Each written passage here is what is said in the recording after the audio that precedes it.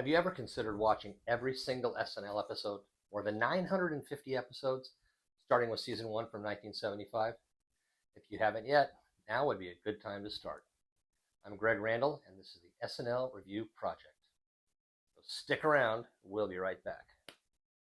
I always wanted to say that.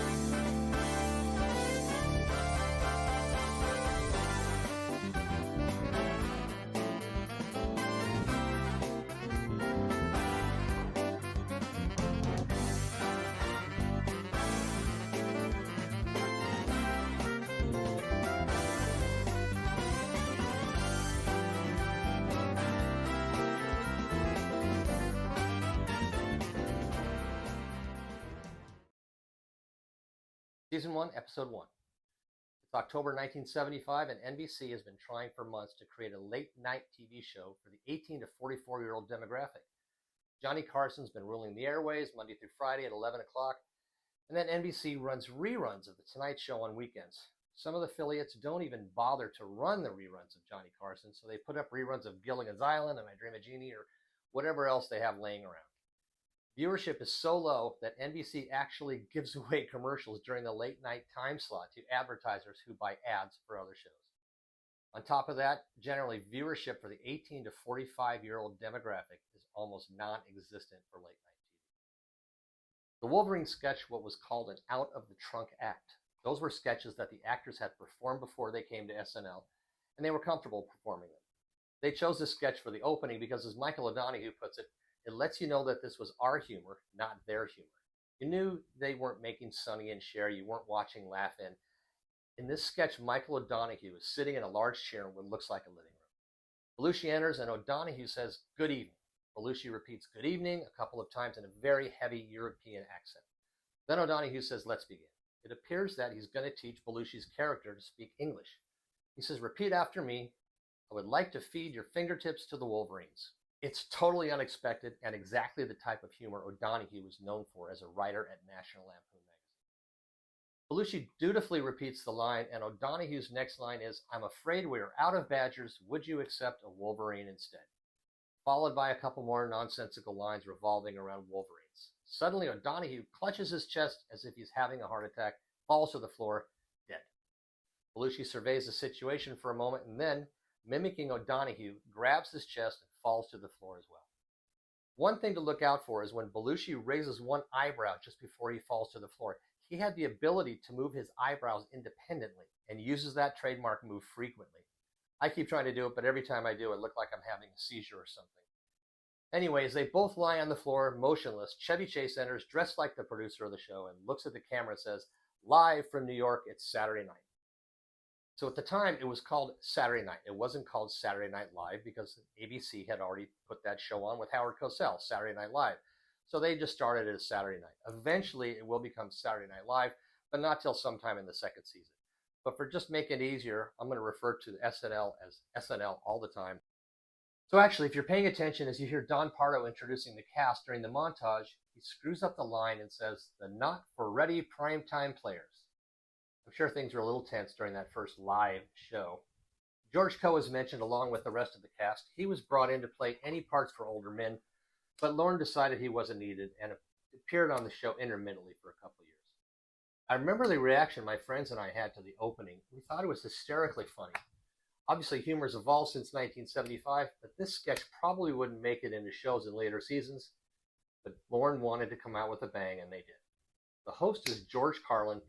He was a counterculture comedian. He wrote jokes about politics, psychology, religion, other taboo subjects. In fact, the brass at NBC wanted a 10-second tape delay in case he said something really offensive.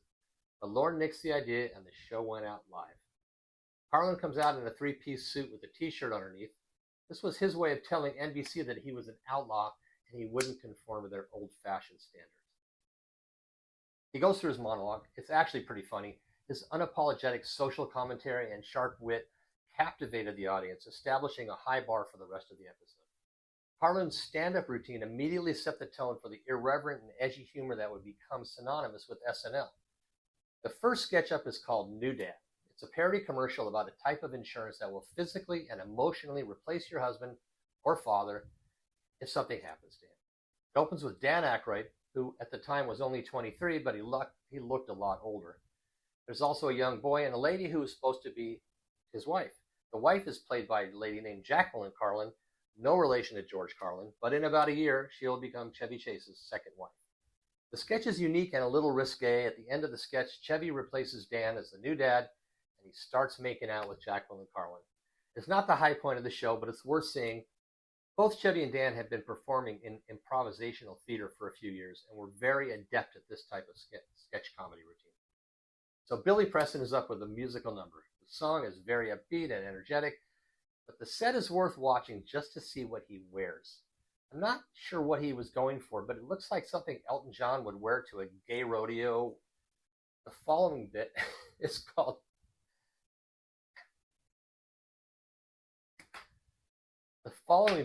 Trial. Jane Curtin is on the stand as a witness in the courtroom trial. The rest of the cast appears in various roles in the bit. It's a very basic setup punchline type of joke. No big deal. Guest comedian Andy Kaufman is next. He actually makes a stronger and stranger first impression than any of the regular players. Lauren put him on early in the show as a vote of confidence. Kaufman stands on the stage next to an old record player that plays a scratchy recording of the theme of the old Mighty Mouse cartoon. I'm sure most people in 1975 were familiar with it. He just stands on the stage nervously as the song plays until Mighty Mouse himself sings, "Here I Come to Save the Day." Kaufman lip syncs that line with plenty of drama and flourish, and then waits, twitching, takes a sip of water while waiting for his line to come up again in the song, which he dutifully lip syncs again. So no one had seen a comedian like Andy Kaufman, and the audience loved him. It's a great bit. It really defined the type of humor that he would be known for throughout the rest of his career.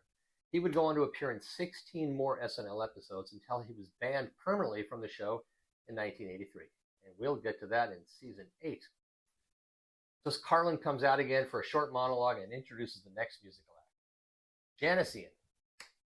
Now, she is a really talented writer, singer, and musician, but the song they chose, At 17, is a real boner killer. At 17 is a coming-of-age story about a teenager who was an outcast in high school. Ow. This is the kind of song where after you listen to it, you get in the bathtub with a razor blade. They should have had a public announcement for the Suicide Prevention Center afterwards. The show had been going along nicely, picking up speed, and then comes to a dead stop. I have no idea why they chose that song for her to perform, but it never should have followed Andy Kaufman, or actually ever been performed on SNL. Okay, time to regroup. Now we have Belushi and Jane Curtin on a set that would be like what you'd see on most interview shows. A couple of chairs and a houseplant. Jane says that John's character has been attacked by a shark and he's there to talk about it. John has his left arm hidden under his jacket, so it looks like it was actually bitten off. As they discuss the attack, John accidentally shows the audience that he actually was never attacked by a shark after all. His arm falls out.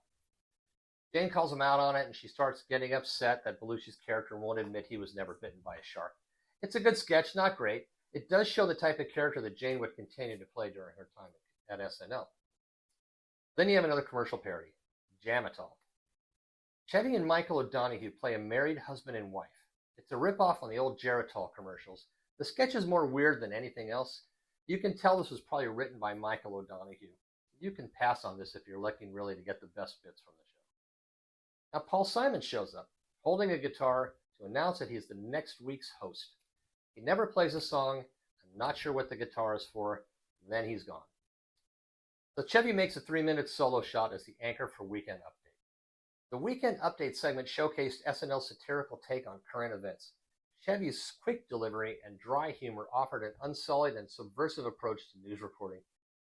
Although the segment lacked the polish that it would eventually develop over the years, it did lay the groundwork for the show's unique blend of political satire and comedy. Chevy owned the Weekend Update from the minute it went on, and he got in some good lines. The best one was, the post office released a stamp today commemorating prostitution. It's a 10-cent stamp, but if you want to lick it, it's a quarter. So it's worth seeing the first Weekend Update, and by season 30 or so, Update was sometimes the best part of the entire show.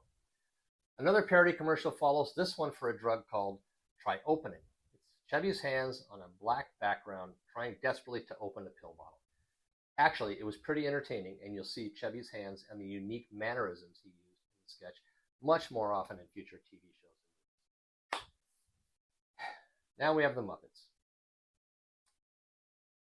Oh boy.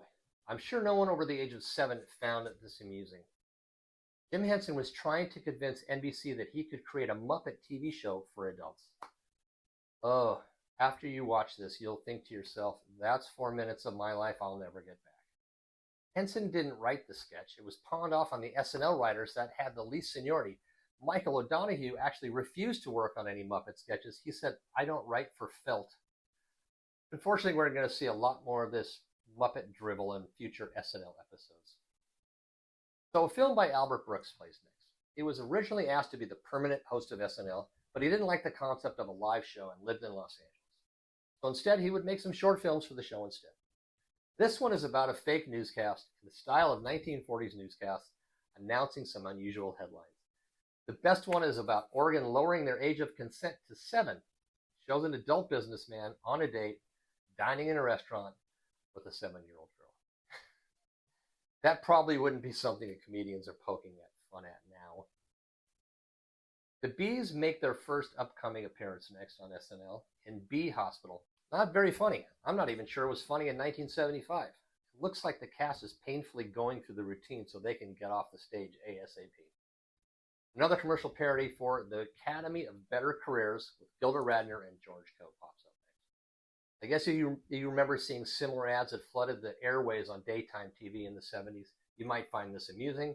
It's really exactly what you would find on television at the time. Another stand-up comedian, Valerie Broomfield, shows up for a short monologue. After the first 10 seconds of the bit, you can see where the rest of it's going. You can skip this one. And a short film called Show Us Your Guns plays next. It's only amusing because of how the nation is so polarized on gun issues today. It's rather quaint how owning guns was portrayed in the 70s. Old ladies watering their gardens with guns and people in the supermarket with guns, and basically everybody was carrying a gun at that time, according to this film.